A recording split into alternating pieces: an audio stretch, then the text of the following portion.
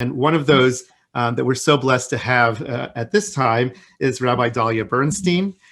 She is the lucky, as she puts it, spiritual leader of Congregation Beth Or in Belmore, New York, where her mission is to share a Judaism which transforms a person's self-acceptance.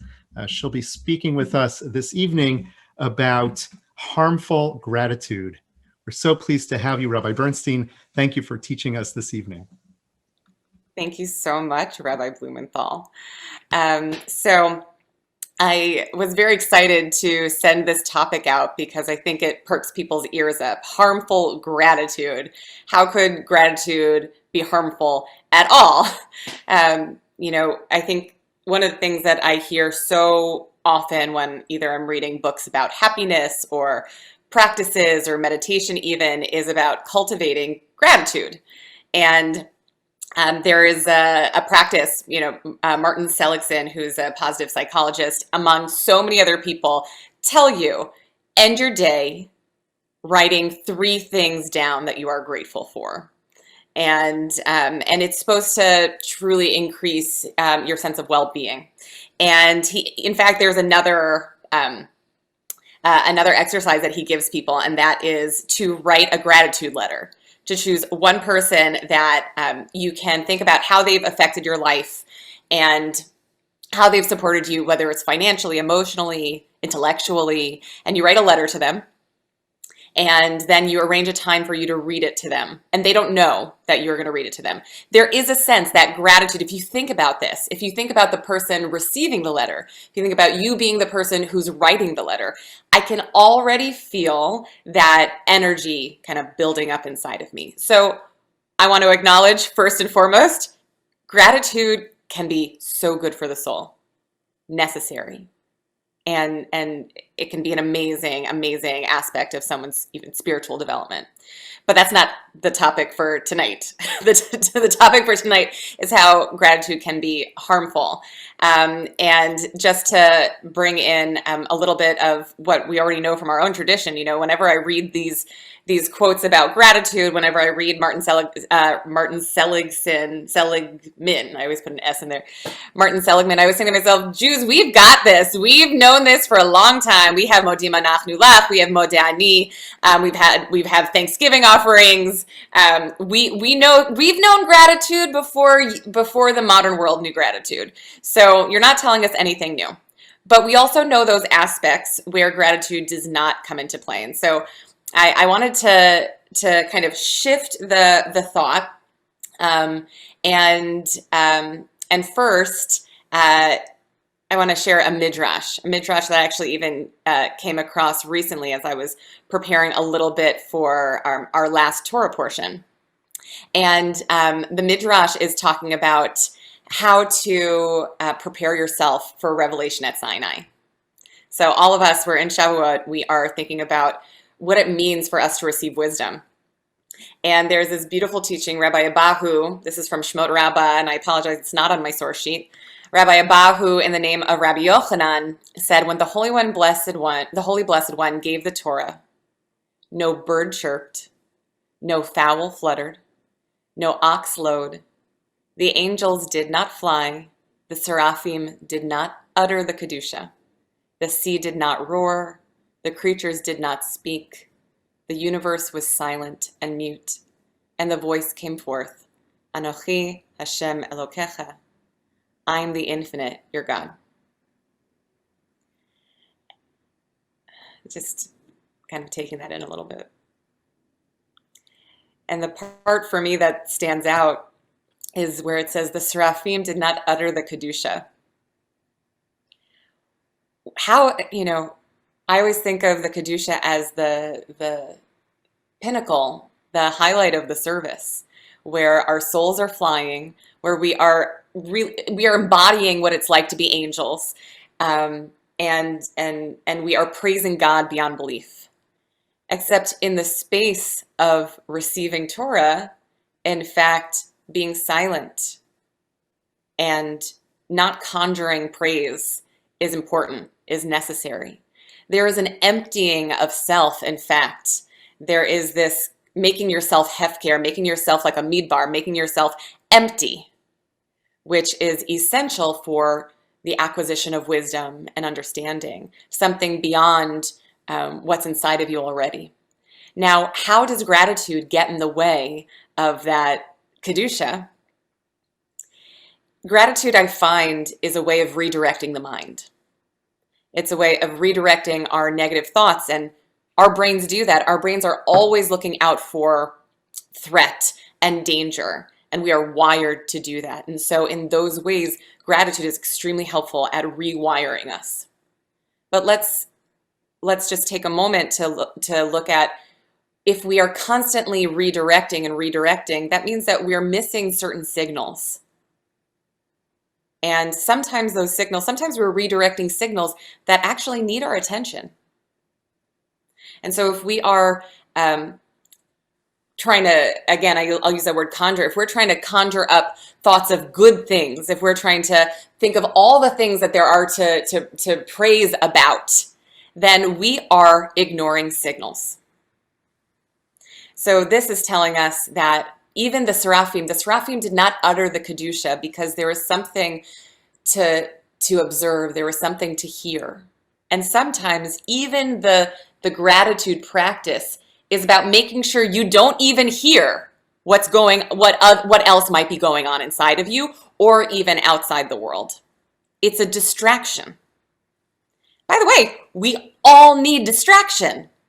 We all need distraction, but there are times in which the distraction is not what we need. And so now I want to just turn to a little bit of some of our traditional texts that we love to use. So this one is on the source sheet. And we know, if I'm not for myself, who will be for me? If I'm only for myself, what am I? And if not now, when? It's in the third text. Wow, that was magic when I just started speaking and the text came up. So if I'm not for myself, who will be for me? If I'm not for others, or if I'm only for myself, what am I? And if not now, when? So I'm positing in this space that sometimes when we are redirecting our thoughts towards gratitude, then we are missing the first part of this Pirkei Avot. If I'm not for myself, who will be for me? Now let's unpack that a little bit. This is a statement of defense of self, right? We need to know when there are times in which we need to be for ourselves at the expense perhaps of what other people want, at the expense of pressure from other people, at the expense of what other people think is good for us. And we at some point need to say, that is not what I think. That's not what my intuition tells me. That's not what the source inside of me is telling me. And in fact, it means that there will be conflict.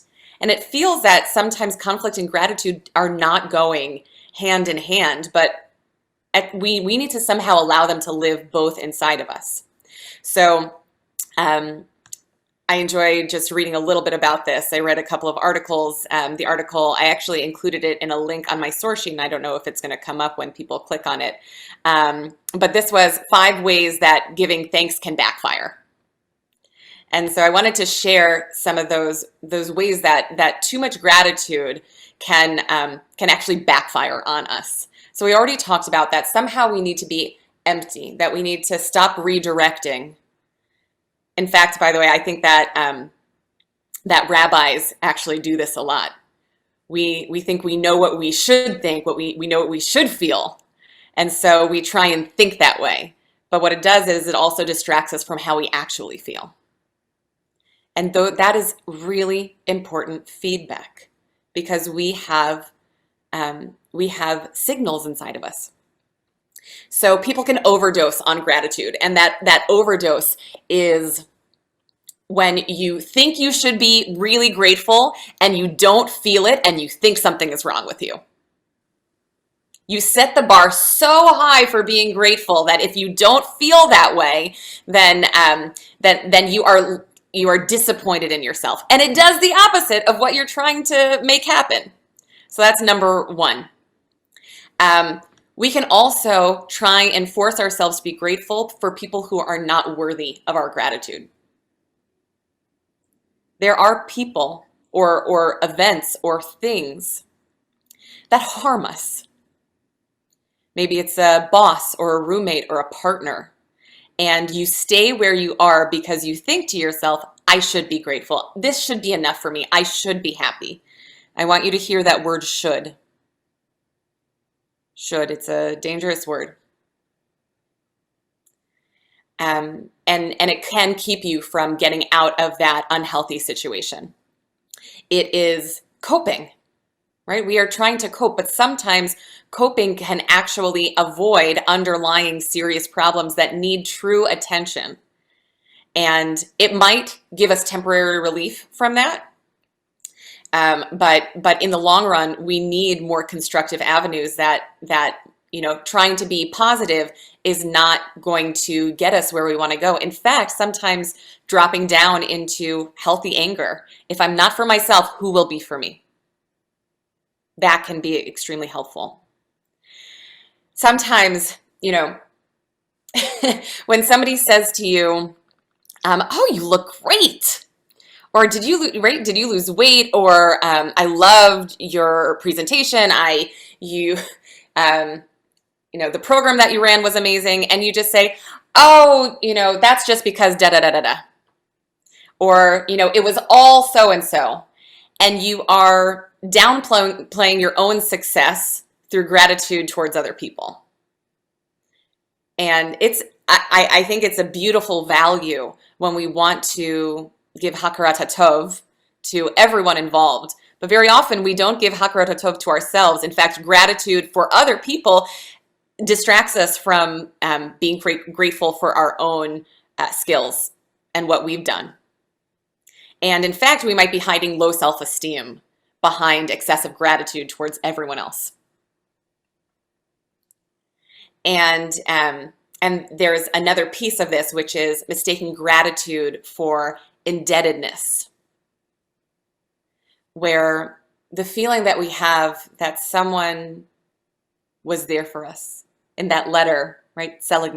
Martin Seligman, that we look at the connectivity that we have with another person. Think partner, teacher, camp counselor, co-worker. They were there for us. And it's beautiful. And then there's another way of relating to that person, which is indebtedness. Someone helped you and now you owe them. And you feel that you can never repay the favor, or you feel that you can never express your appreciation, or in fact, now you're feeling uncomfortable for having needed them in the first place. So it can all go in ways that don't actually help us with that positive feeling that we're looking for. So if we're mistaking gratitude for indebtedness, that's another way that gratitude can take a wrong turn. And I brought actually an example. If you look, this overdosing on gratitude, the beautiful. So the people here, Michal and Sam, I think I made Michal Michael at some point, but Michal and Sam, I gave this example. Michal is highly critical of whatever Sam does or says. We're all familiar with situations like this. Sometimes we're Michal, sometimes we're Sam. So Michal is critical of whatever Sam does or says. In spite of the effort she put into her work or attitude or behavior, she's always criticized, and Michal is always nitpicking everything that Sam does. And Sam lets that happen. She never tries to stop Michal. She never stands up for herself. She feels put down by Michal, and Michal feels like Sam doesn't listen to her. They fight, and they try to make nice and not bring it up again, and they kind of walk on eggshells with each other, and inevitably something sets them off again. They have to walk on eggshells again. And so it's this cycle. And in fact, if we're looking at couples tend to have the same fight all throughout life. It's the same fight over and over in different ways. So I brought a few questions as we're looking at this scenario. How might gratitude play a role in perpetuating the explosive episodes like this? And so I want you to think to yourself and look at this situation. So where, if at all, could gratitude be coming into play?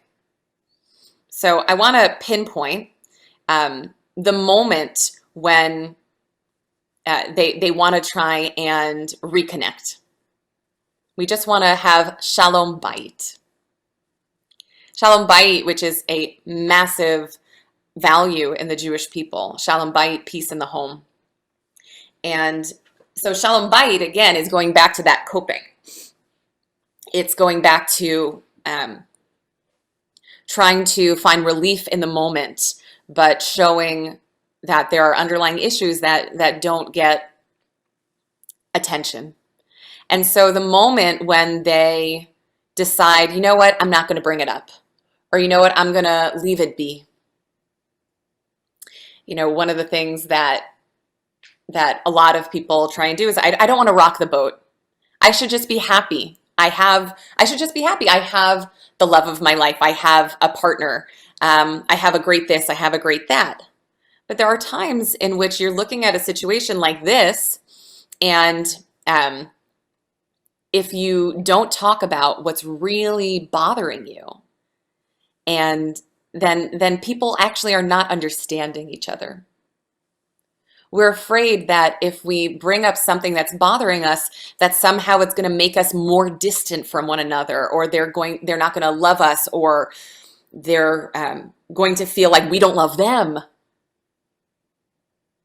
Except in this situation, perhaps there's something else that we can do and move beyond just simple gratitude. Because I guarantee you, if you allow yourselves to start talking level-headedly about how you feel and about what hurts the most, and you know why you say the things that you do say, then there's going to be an even deeper sense of gratitude. Not a surface level gratitude, but a gratitude that you are able to be yourselves with one another.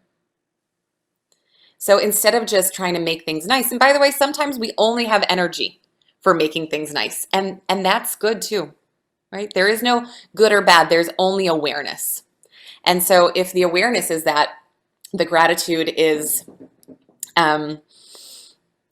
keeping you from seeing things, and there's a way for you to say, and maybe in this situation,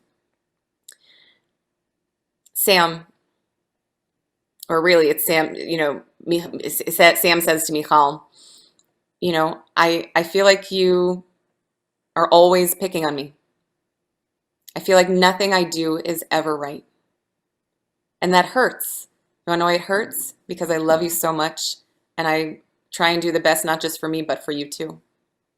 And it makes me feel like you don't love me.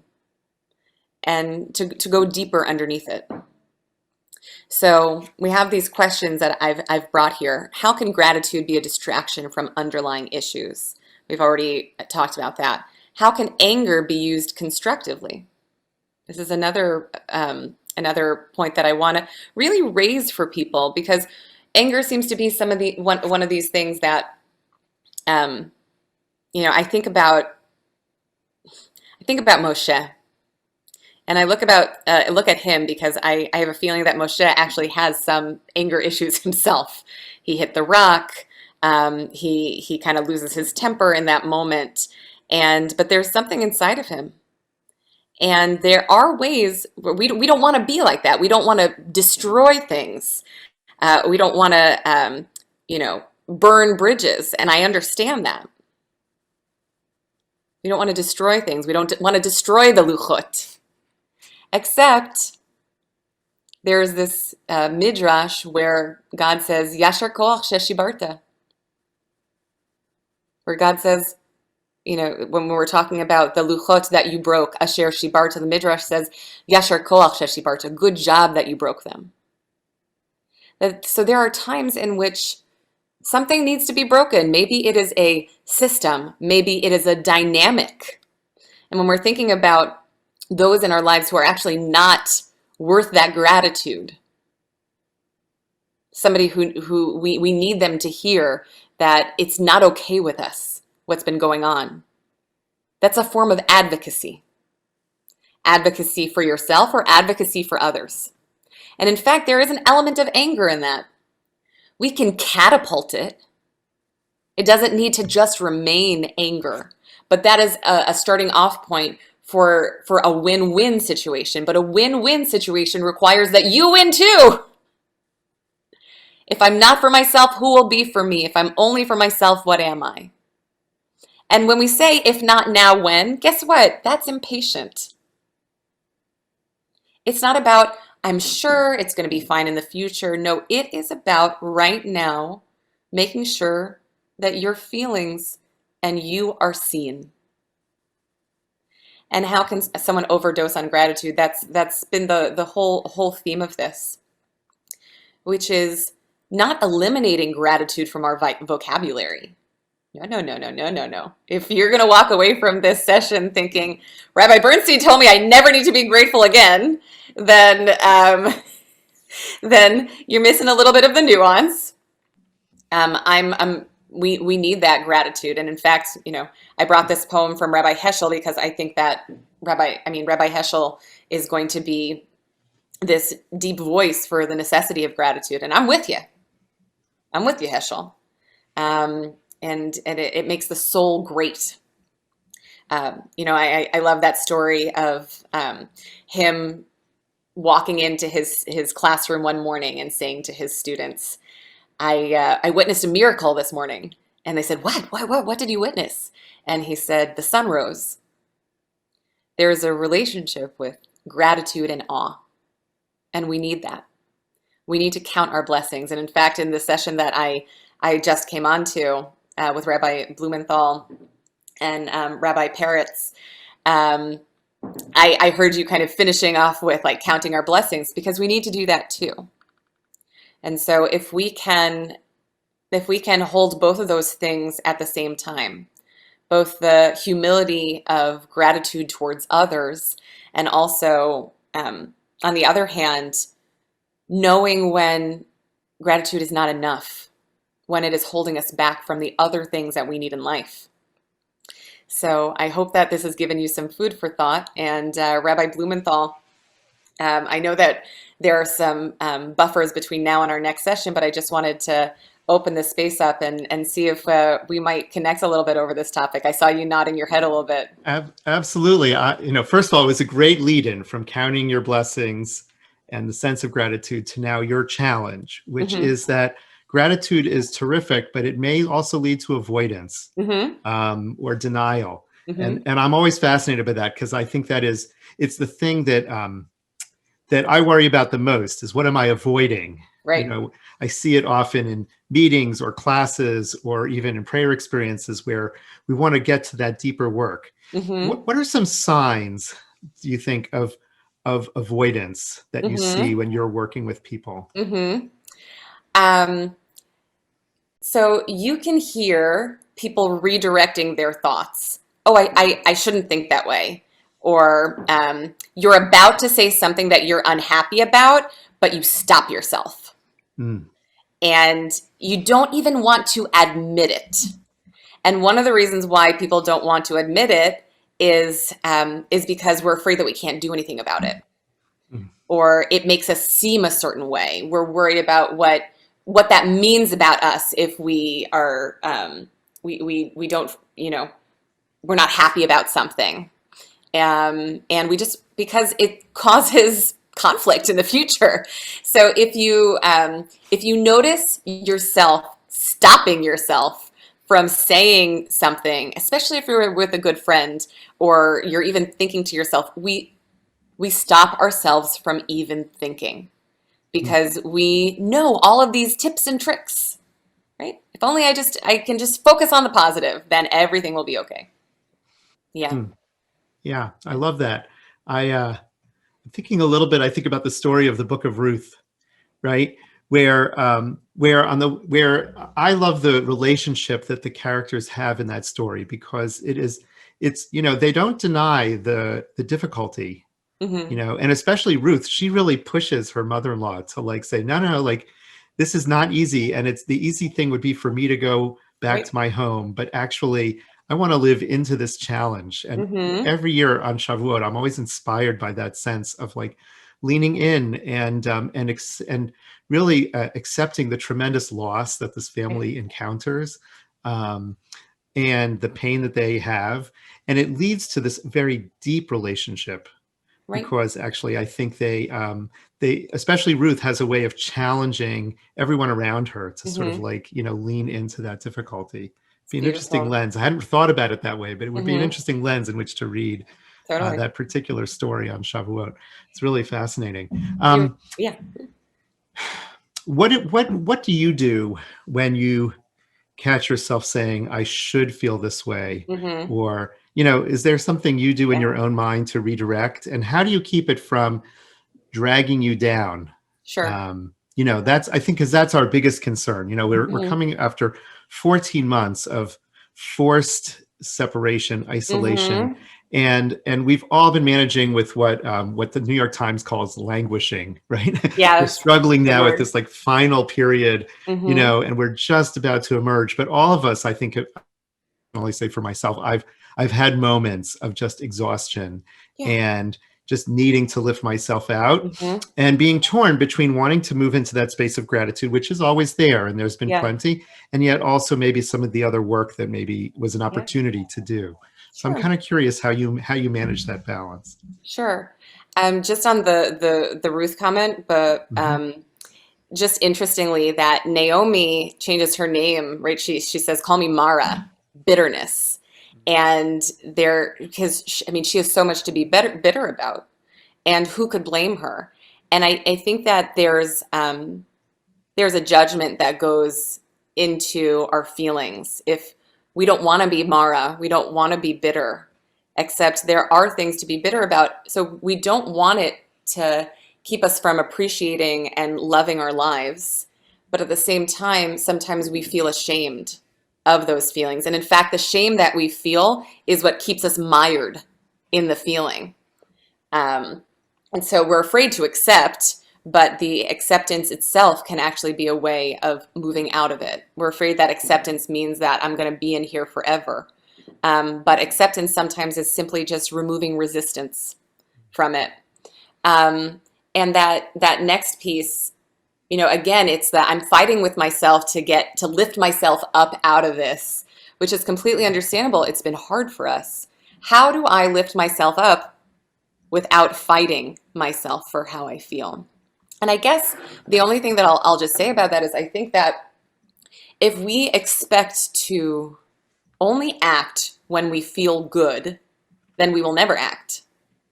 If we need to feel a certain way in order to try something new, or we need to feel a certain way, then we won't be open to the wisdom of new possibilities, right?